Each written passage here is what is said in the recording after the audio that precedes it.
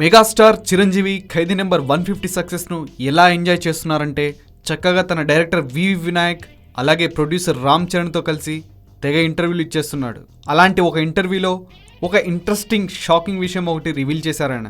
నిజానికి 150 సినిమాలు కంప్లీట్ చేసిన చిరంజీవి అసలు తన కెరియర్లో ఏదైనా సినిమాను తిరిగి సరిగ్గా తీయాలని భావిస్తే దేనిని ఎంచుకుంటారు అనే ప్రశ్నకి ఆయన మనసుకు నచ్చి కూడా బాక్సాఫీస్ దగ్గర ఫెయిల్ అయిన ఏదైనా ఫ్లాప్ సినిమా పేరు చెబుతారేమో అనుకుంటాం.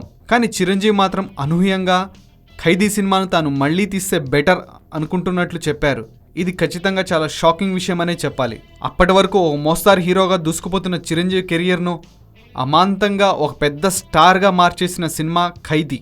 ఈ సినిమాతో ఆయన బిజియెస్ట్ యాక్షన్ స్టార్గా మారిపోవడం మనం చూసాం. అంతటి బ్రేక్ ఇచ్చిన ఖైదీ సినిమాను ఈ ఖైదీ నెంబర్ 150 తిరిగి తీయాలి అనుకుంటున్నారంటే అసలు అందులో ఏం మార్పులు చేయాలని అనుకుంటున్నారేమో